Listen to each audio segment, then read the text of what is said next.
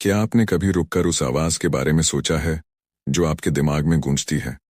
वह आवाज जो टिप्पणी करती है, आलोचना करती है, निर्णय लेती है। वह आवाज जो आपको बताती है कि क्या करना है या कभी कभी क्या नहीं करना है। हम हर समय इसके साथ रहते हैं, इतना कि हमें लगता है यह कोई और है। लेकिन अगर मैं आपको कहूं कि यह मानसिक बातचीत, यह निरंतर कथन वास्तव में आप नहीं है। इसके बारे में सोचें। जैसे ही आप सुबह उठते हैं, आपका दिमाग बोलना शुरू कर देता है, उठो, आज तुम्हें बहुत कुछ करना है। कल तुमने वह क्यों कहा? तुम्हें और मेहनत करनी चाहिए थी। यह एक निरंतर संवाद है, एक पृष्ठभूमि का शोर जिसे भले ही कभी कभी नजरअंदाज कर दिया जाए, लेकिन यह कभी रुकता नहीं। लेकिन क्या आपने कभी सोचा कौन सुनता है? अगर आप ही बोल रहे हैं तो सुनने वाला कौन है? मुझे आपको एक अजीब जगह पर ले चलने दें। एक पल के लिए अपनी आंखें बंद करें और एक ऐसी जगह की कल्पना करें जो पूरी तरह शांत हो, बिना किसी विचार, बिना किसी निर्णय, बिना किसी शब्द के। वहां सिर्फ आप हैं, उस शुद्ध स्थान में, बिना किसी मानसिक शोर के। तब आप कौन हैं? वह आंतरिक बातचीत जो आपके जीवन पर इतना नियंत्रण रखती प्रतीत होती है, कहाँ चली जाती है? एक ऐसी बात है जिसका सामना कई लोग नहीं करना चाहते। वह आवाज, वह मानसिक बातचीत आपके वास्तविक स्वरूप का सार नहीं है। यह सिर्फ एक गूंज है, एक संरचना, एक प्रतिबिंब जो वर्षों के अनुभवों, भय और अपेक्षाओं से निर्मित है। लेकिन हम जो इसके पीछे हैं, कुछ और गहरे और रहस्यमयी हैं। अब इस पर ध्यान दें। जब आपको चिंता होती है तो वास्तव में आपको क्या अभिभूत करता है? यह स्वयं घटना नहीं है, बल्कि आपके दिमाग की उसकी व्याख्या है। वह आवाज जो परिणामों को बढ़ा चढ़ाकर बताती है और बार बार कहती है यह एक आपदा होगी, और यहाँ एक डरावना रहस्योद्घाटन है। वह आवाज आपकी मदद करने की कोशिश नहीं करती, वह आपको नियंत्रित करना चाहती है। यह वह फिल्टर है जिसके माध्यम से आप वास्तविकता का अनुभव करते हैं, और ज्यादातर समय यह फिल्टर विकृत होता है। मैं आपको एक आकर्षक बात बताता हूँ। न्यूरोसाइंटिस्ट्स ने पाया है कि हमारे अधिकांश विचार चेतन नहीं होते, वे स्वचालित होते हैं। यह ऐसा है जैसे आपका दिमाग एक पृष्ठभूमि में चलने वाला प्रोग्राम हो, जो उन पैटर्न और विश्वासों को दोहराता है जिन्हें आपने चुना भी नहीं। वह मानसिक बातचीत एक आदत है, आपका सच्चा स्वरूप नहीं। लेकिन एक और भी परेशान करने वाली बात है। वह आंतरिक संवाद आपका सबसे बड़ा दुश्मन, आपका दोस्त या आपका सबसे शक्तिशाली सहयोगी हो सकता है। यह सब इस बात पर निर्भर करता है कि आप इसके साथ तादात्म्य स्थापित करना चुनते हैं या नहीं।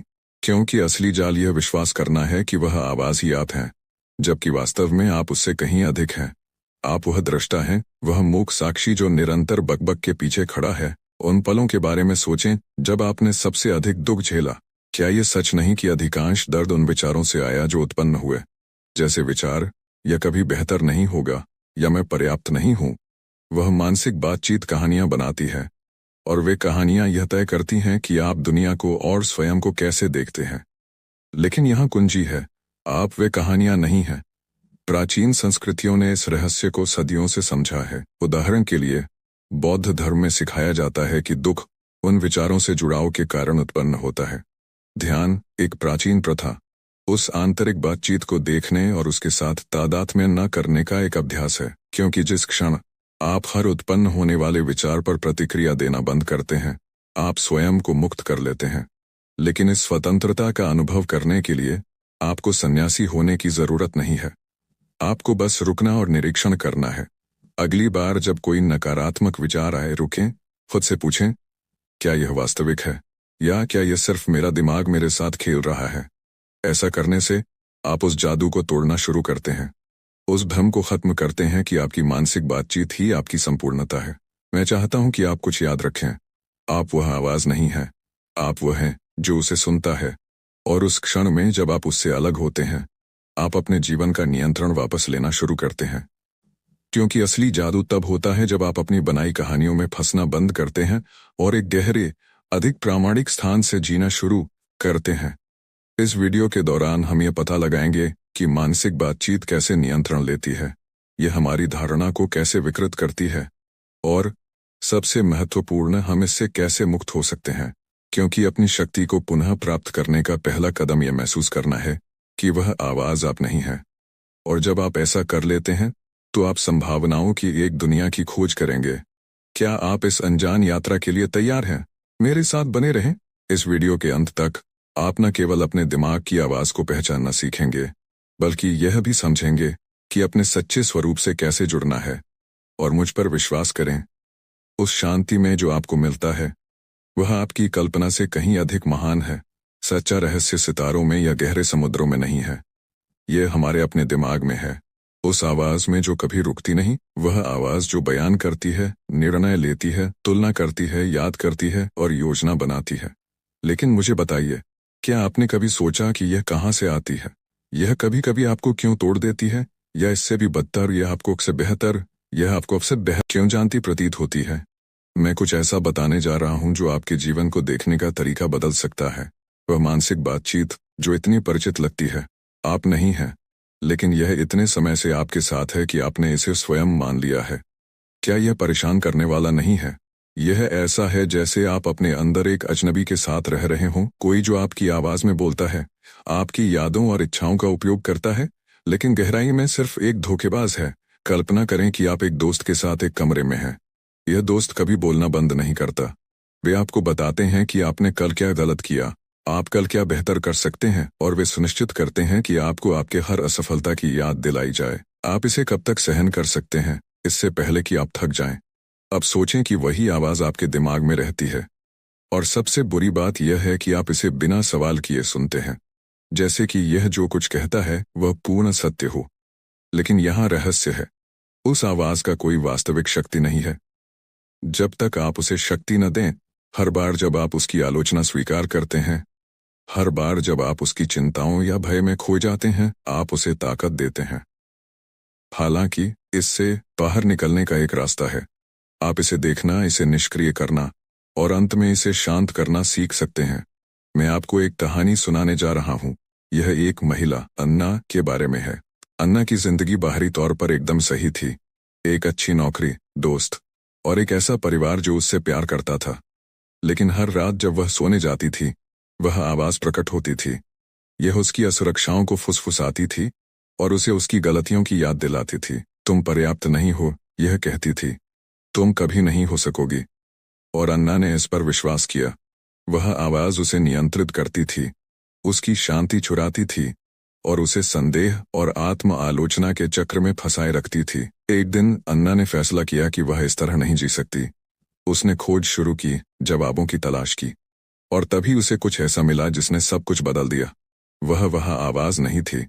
उसने समझा कि मानसिक बातचीत एक पृष्ठभूमि में चलने वाले कंप्यूटर प्रोग्राम की तरह थी, जो वर्षों के सीमित विश्वासों और पिछले अनुभवों से संचालित थी। लेकिन जब उसे यह एहसास हुआ, उसके अंदर कुछ बदल गया। उसने उस आवाज पर प्रतिक्रिया देने के बजाय उसे देखना शुरू किया, और समय के साथ उस आवाज ने अपनी शक्ति खो दी। अन्ना का मामला अनोखा नहीं है। हम सभी के पास एक आंतरिक आवाज है, जो हमारा सबसे बड़ा आलोचक या हमारा सबसे अच्छा सहयोगी हो सकता है।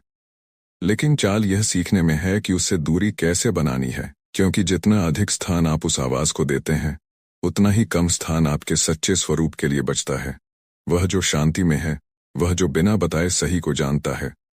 अब मैं चाहता हूं कि आप मेरे साथ एक अभ्यास करें। अगली बार जब आपके दिमाग में कोई नकारात्मक विचार आए, रुकें। उसे जज न करें, उसे बदलने की कोशिश न करें। बस उसे एक दर्शक की तरह देखें, जैसे आप कोई फिल्म देख रहे हों।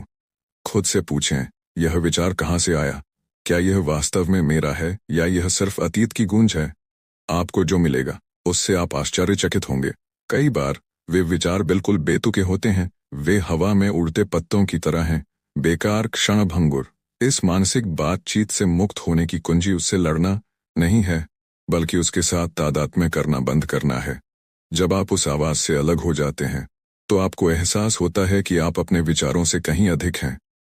आप वह स्थान हैं जिसमें वे विचार प्रकट होते हैं, और उस स्थान में स्वतंत्रता है।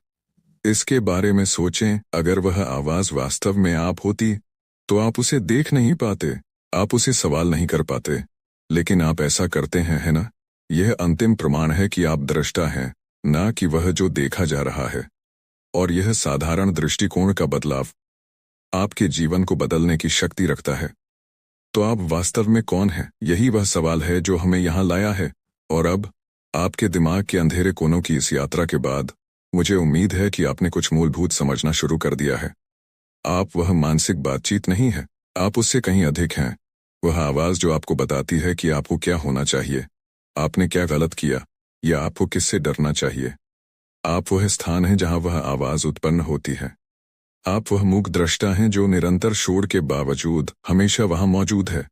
एक पल के लिए कल्पना करें कि उस आवाज़ को अपनी भावनाओं, अपने निर्णयों, अपने जीवन को नियंत्रित करने देना कैसा होगा।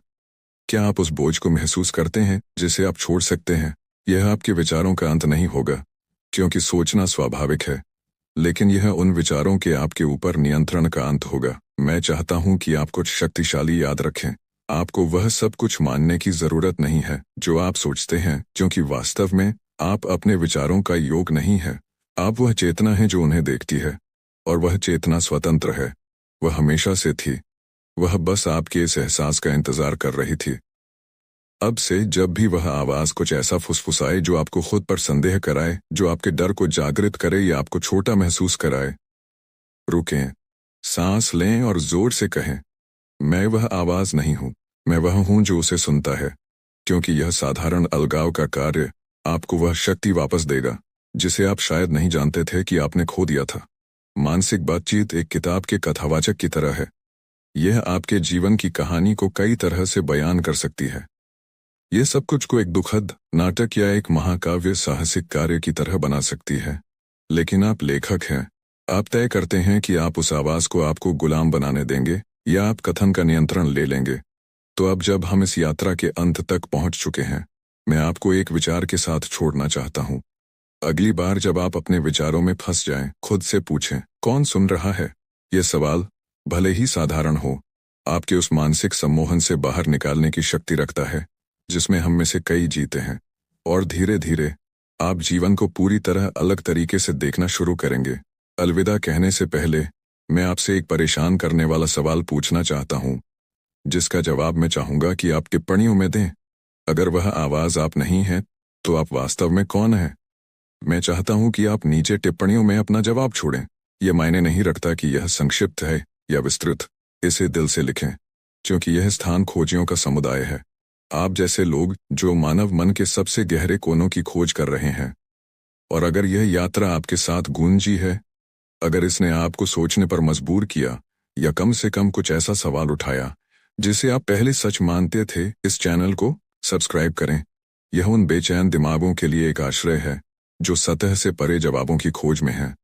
और घंटी को सक्रिय करना ना भूलें, ताकि आप आने वाले वीडियो न चुकें, क्योंकि जो आ रहा है वह और भी गहरा और परिवर्तनकारी होगा। और अंत में, अगर आप इस वीडियो से एक छोटा सा कार्य लेना चाहते हैं, तो यह करें। जब आप किसी नकारात्मक विचार में फंस जाएं, रुकें, मुस्कुराएं और कहें, आपकी राय के लिए धन्यवाद, लेकिन मुझे इसकी ज़रूरत नहीं है। यह साधारण वाक्य एक ऐसी चाबी की तरह है जो मानसिक स्वतंत्रता का दरवाज़ा खोल सकती है।